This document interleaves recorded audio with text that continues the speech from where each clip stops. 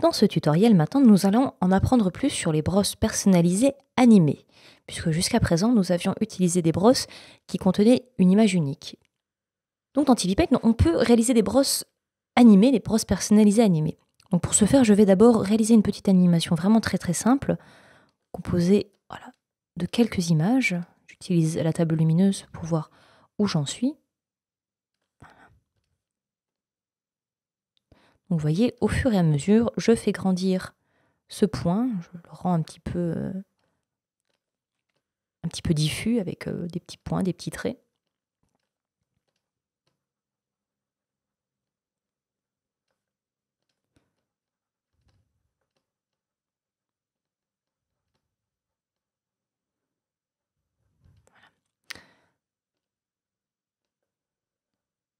Voici donc ma brosse.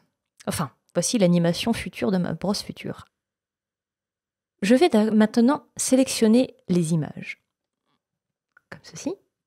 Je vais utiliser le découpeur de brosse, enfin, l'outil de découpe. Je découpe la zone. Ce à quoi il me demande, voulez-vous découper une brosse animée? Et ce à quoi je réponds oui. Ainsi, je me retrouve avec la première image de ma brosse et en déplaçant le petit curseur ici, j'ai même la possibilité de voir l'animation de cette brosse.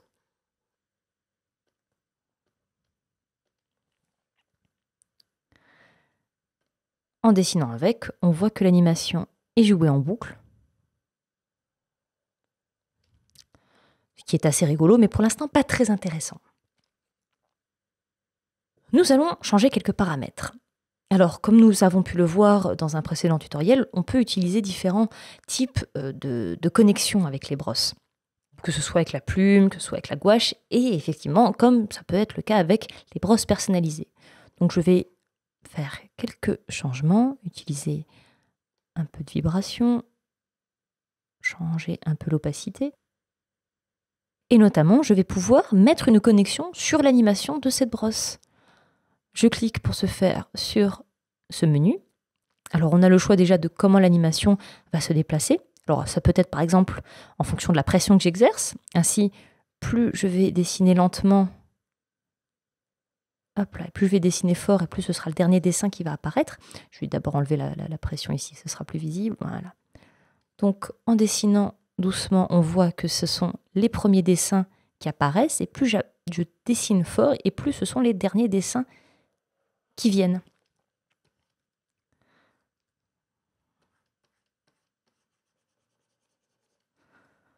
On peut également, par exemple, choisir un mode aléatoire. Les brosses se déplacent de façon aléatoire. Combiner également, par exemple, un angle aléatoire. Voilà, là, je vais plutôt remettre la pression. Et voilà, du coup, on va avoir une brosse vraiment personnalisée pour le coup et en plus animée, avec un rendu vraiment très particulier que l'on n'aurait pas pu avoir avec la plume ou avec la gouache.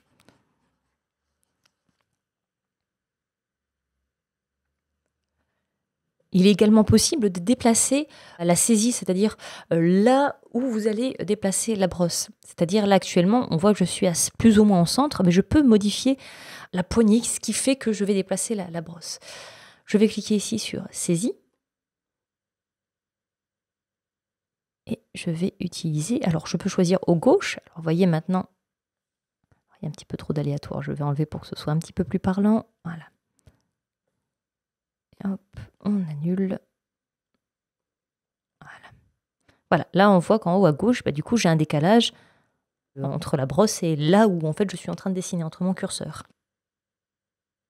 On peut également personnaliser. Donc pour cela, on va maintenir le clic et choisir le centre de sa brosse, comme ceci. Voilà, et là ce sera un petit peu mieux. Les brosses personnalisées ont aussi un autre intérêt. Donc déjà, ça permet de faire des brosses beaucoup plus subtiles, comme vous avez pu le constater, mais vont pouvoir par exemple être utiles afin de servir un peu de guide, un peu d'aide pour l'animation. Ainsi, par exemple, j'ai sur ce projet l'animation d'un petit ourson. Une animation donc en turn around, donc on voit la rotation de la tête. Et Si l'on souhaite animer ce personnage et notamment sa tête, cela peut être pratique de naviguer justement dans la position de la tête afin justement de se simplifier un peu le travail d'animation. Pour ce faire, je vais sélectionner les dessins, comme tout à l'heure, utiliser l'outil de découpe. Hop, je prends un peu plus large, histoire d'être sûr de bien englober mon personnage et de ne pas le couper. Oui, je découpe une brosse personnalisée. Et donc voici, j'ai mon petit ourson ici, qui est maintenant comme une brosse personnalisée. Voilà, quand je dessine avec, on peut voir la tête qui tourne. Alors là, quelques raccourcis vont être assez intéressants à connaître. On a déjà le raccourci Z que vous connaissez, qui permet donc de redimensionner la taille de l'objet. J'optimise, histoire de gagner un peu de place. Voilà. Vous avez également le raccourci C, qui permet d'effectuer une rotation. Vous avez également le raccourci X, qui permet de flipper l'axe horizontal. Et vous avez le raccourci Y, qui permet de flipper l'axe vertical. Ainsi, si je souhaite effectuer une animation de ce personnage, alors j'ai également la possibilité de jouer l'animation de la brosse, afin justement d'aller récupérer la tête qui m'intéresse sur telle ou telle séquence. Hop.